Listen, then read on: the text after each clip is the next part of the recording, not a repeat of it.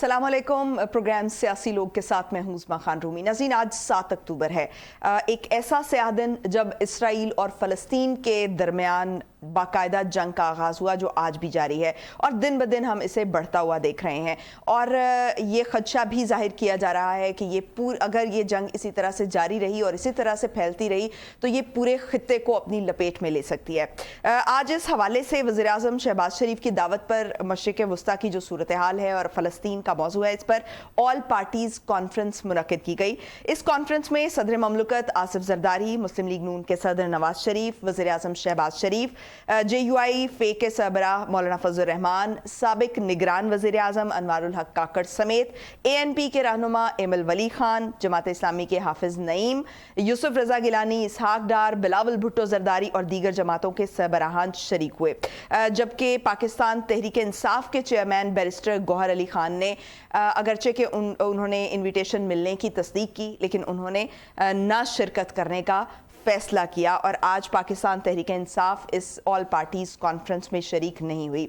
आज जो सदर ममलकत आसिफ ज़रदारी हैं, उन्होंने इस कॉन्फ्रेंस से खिताब करते हुए कहा कि वज़ारत ख़ारजा का ड्राफ्ट है और एक मेरे दिल की भी आवाज़ है। हमने PLO के यहाँ पर दफातर देखे हैं, मैं कई बार यासिर अरफात से मिला। पाकिस्तान का PLO के साथ बहुत ज़बरदस्त कोऑपरेशन रहा है। इसराइल अपनी जारहाना कार्रवाइयों में इजाफा करता आ रहा है और ये खित्ते के अमन के लिए इस वक्त शदीद ख़तरा है। जबकि नवाज शरीफ ने भी बड़ा अहम बयान दिया। उन्होंने कहा कि ऐसा जुल्म ज़िंदगी में नहीं देखा। अक़वाम आलम की इस हवाले से अजीब किस्म की खामोशी है। साथ ही साथ उन्होंने इशारा किया फ़ौजी इत्तेहाद की तरफ, जो इस्लामी ममालिक के फ़ौजी इत्तेहाद है, उस हवाले से उन्होंने कहा कि इस्लामी ममालिक के पास एक बहुत बड़ी कुव्वत है और वो इसका इस्तेमाल अगर आज नहीं करेंगे तो कब करेंगे। शायद कभी फिर दोबारा इसके इस्तेमाल का मौका आए या ना आए, लेकिन आज ये मौका है कि हम सबको इकट्ठा होकर एक पॉलिसी बनानी होगी, वरना हम बच्चों और वालिदैन का इसी तरह खून होता देखते रहेंगे।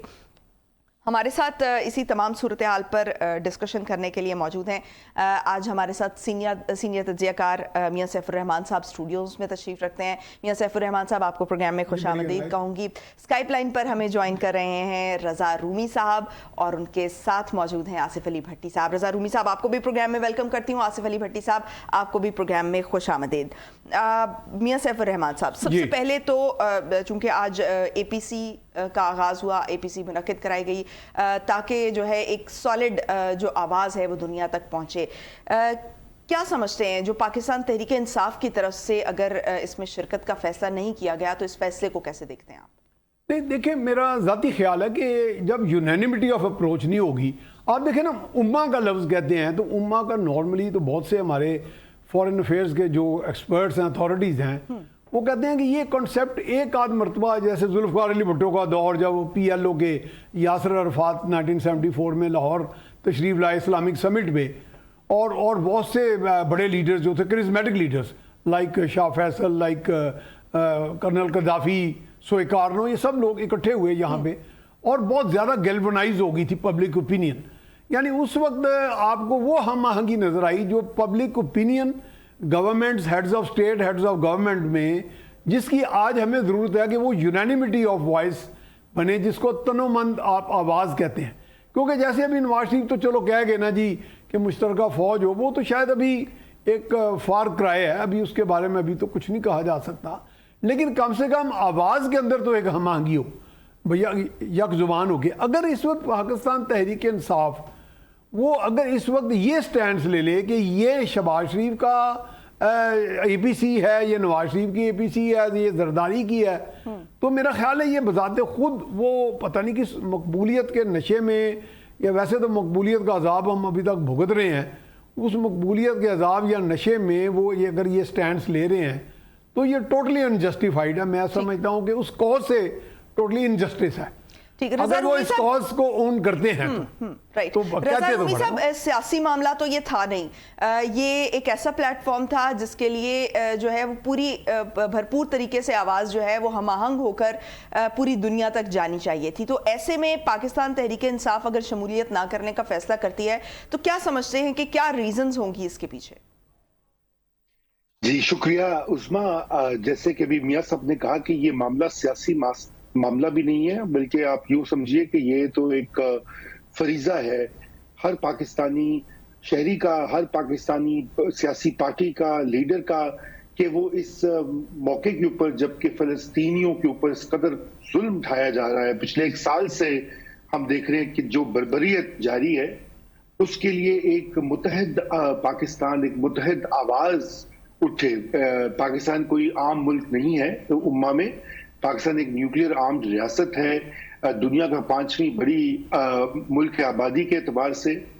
लेकिन अनफॉर्चुनेटली ये जो नफाक इस वक्त पैदा हुआ है, ये जो डिविजन्स हैं, यही वजह है कि इस वक्त पाकिस्तान की कोई मजबूत पॉलिसी इसके ऊपर भी नहीं हमें दिखाई देती। बल्कि यूं समझे कि अक्सर मुसलमान ममालिक जो है दुनिया के, वहां पर बहुत ही, जिसे कहना चाहिए, मुबहम किस्म की पॉलिसियां हैं फलस्तीन के मामले के ऊपर। तो अगर पाकिस्तान तहरीक इंसाफ शामिल होती तो ये तो बहुत अच्छी बात होती, लेकिन उनका ना आना खालिस्तान एक सियासी मामला है।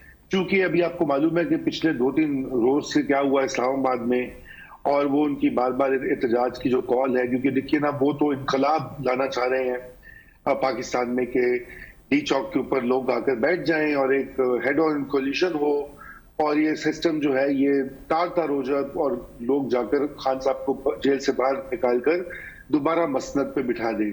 अब ये डोमेस्टिक मामलात और फॉरेन पॉलिसी के मामलात जो हैं, ये अलग होने चाहिए। जब भी कोई फॉरेन पॉलिसी का मामला होता है, आप देखिए इंडिया में कितनी डिविजन्स हैं सियासी पार्टियों में, लेकिन इंडिया में जो फॉरेन पॉलिसी के इश्यूज होते हैं उसके ऊपर पूरी हर पार्टी साथ होती है और रियासत के साथ होती है, तो ये एक रियासती रिस्पॉन्स होता है। तो ये अफसोसनाक अमर है, मैं तो इतना ही कह सकता हूँ, और खुदा हिदायत दे उनको। ठीक। भट्टी साहब, जो मुखालिफिन हैं पीटीआई के, वो पीटीआई पर और खुसूसन खान साहब पर प्रो इसराइल होने का इल्ज़ाम भी लगाते हैं, और अगर ऐसे में पीटीआई इस किस्म के फैसले करेगी तो जो मुखालिफिन हैं वो अपना कोई भी अपने उनके इल्ज़ामात जो हैं उनको मुस्तहकम होने में हवा मिल जाएगी उसको, और वो कहीं ना कहीं जो है वो सच्चे साबित होते हुए भी दिखाई देंगे। उस्मा, बहुत शुक्रिया। पहली बात तो ये है कि ये अगर ये सनद हासिल कर सकते हैं वो, या उन पर लगाई जा सकती है ये मोहर कि वो इसराइली एजेंट हैं और इसीलिए जो है वो ये आज कॉन्फ्रेंस में शिरकत नहीं हुई है, तो ये भी बादस क्यास नहीं है कि ये हो भी सकता है और ये किया भी जा सकता है, और ये बड़ा अच्छा मौका भी होगा सियासी जमातों के लिए। दूसरी बात ये है कि इस कॉन्फ्रेंस का, जो याल पार्टीज कॉन्फ्रेंस, 1 साल बाद कैसे ख्याल आया है, मुझे बड़ी हैरत हो रही है। इतनी मुहिब्बे वतन, इस्लाम के दाई, इस्लाम के ठेकेदार, हमारे यहाँ मुलायत की एक भरपूर फौज मौजूद है, हर किस्म का नमूना मौजूद है यहाँ पे, जिसने कोई ना कोई अलम उठाया हुआ है। तो ये कैसे हुआ कि 1 साल इंतजार करते रहे ताकि कोई हजारों के करीब 50,000 60,000 बच्चे मर जाएं, जवान मर जाएं, औरतें मर जाएं, और उसके बाद आखिर में आके जो है वो आप 1 साल बाद उसके ऊपर कब्र के ऊपर जाके दुआ कर रहे हैं। मुझे नहीं समझ आती कि, लेकिन भट्टी साहब, यूएन में देखें मुसलसल आवाज उठाई है, लोग भी आवाज उठा रहे हैं, मुख्तलिफ प्लेटफॉर्म से उसकी मजम्मत भी सामने आ रही है। क्या एक्सपेक्ट करते हैं कि और क्या किया जाए? उसमें देखिए, ये जो 2 अरब मुसलमान हैं, 60 ममालिक हैं मुसलमानों के, फिर आप लोग अभी थोड़ी देर पहले रूमी साहब ने फरमाया कि ये एक न्यूक्लियर स्टेट है, और ये सिर्फ वाहिद न्यूक्लियर स्टेट नहीं है बल्कि ईरान के बारे में भी ये कहा जाता है कि वो भी न्यूक्लियर वेपन्स रखती है और आर्सनल्स रखती है। इसके अलावा जो बाकी मुस्लिम ममालिक हैं उनके पास भी बहुत ताकत है, इकोनॉमिकल भी बड़े मजबूत हैं। आपको कहीं कोई ऐसा साइन मिला है जहां पे एक मुश्तरका जदोजहद करके, जो पहला महीना था या पहला हफ्ता था या जो पहला दिन था, किसी ने ये बात कही हो कि यार ये इंसानों की जो नस्ल कुशी है उसको रोकने के लिए वो आगे आएंगे, या इसको रोकने के लिए वो ये इकदाम उठाएंगे, ये एक्शन लेंगे? देखें, ये बातें करना बहुत अच्छी लगती है हमें, बहुत अच्छी बात है ये कॉन्फ्रेंस करवाना, बहुत अच्छी बात है जी कि नवाज शरीफ जो कि सोए हुए हैं पिछले कई महीनों से लाहौर में आराम कर रहे हैं, वो अचानक या तो वो जो इन्होंने आईनी तरमीम उनकी जिम्मेदारी लगाई गई थी ताकतवरों की तरफ से, उसको अप्रूव करवाने के लिए रात को फोन आता है उन्हें ऑफिसर का, तो वो उठ के बेचारे आते हैं और फिर रातों रात वापस चले जाते हैं, और फिर या एपीसी होती है तो उनको भेजा जाता है। तो ये मुझे बड़ी हैरत होती है कि इतने मजबूत कायद हमारे पास मौजूद हैं। हमारे पास अब बहुत सारे कायद हैं, एक पहले लंदन में कायद हैं, फिर लाहौर के कायद हैं, और कुछ दिनों बाद इस्लामाबाद में भी एक कायद आ जाएंगे। تو یہ جو قائدین کی ایک فورس ہے اور ایک قائد کو آپ نے اندر ڈالا ہوا ہے، تو یہ اے پی سی تو بہت بڑی بات ہوگی. میں سمجھتا ہوں یہ تو اسلام کا قلعہ مضبوط ہو جائے گا. اور میں تنقید نہیں کر رہا، میں صرف یہ کہہ رہا ہوں کہ ہمیں اس بات کو ضرور سمجھنا چاہیے کہ ہماری اصل ذمہ داری کیا ہے. ہم کیا اس پلیٹ فارم پہ، آپ نے کہا یو این میں بات اٹھائی گئی، مختلف فورم سے بات کی گئی، کیا بات کرنا اس مسئلے کا حل ہے؟ ہاں یہ اس وقت بڑا امپورٹنٹ، لیبنان میں چڑھائی کرنا اس کا اسرائیل کا آفٹر غزہ، پھر اس کے بعد ابھی بیروت اپنا شام کو دھمکیاں دینا، اور اس کے بعد ایران کی باری آنا. ایک طرف باقاعدہ جنگ چل رہی ہے اور دوسری طرف جو ہے وہ صرف آواز اٹھائی جا رہی ہے. کیا یہ جسٹیفائیڈ ہے مسلم ممالک کی طرف سے یا دنیا بھر کی طرف سے؟ یہاں تک کہ جو اسرائیل کی حمایتی تو ہیں ہی، لیکن اسرائیل مخالف ہیں، پوری طرح سے آواز نہیں جا رہی ہے. تو کیا بات کر دینا یا آواز اٹھانا جو ہے وہ کافی ہوگا؟ اس پہ میں بات کروں گی ایک چھوٹے سے بریک کے بعد. ہمارے ساتھ رہے گا.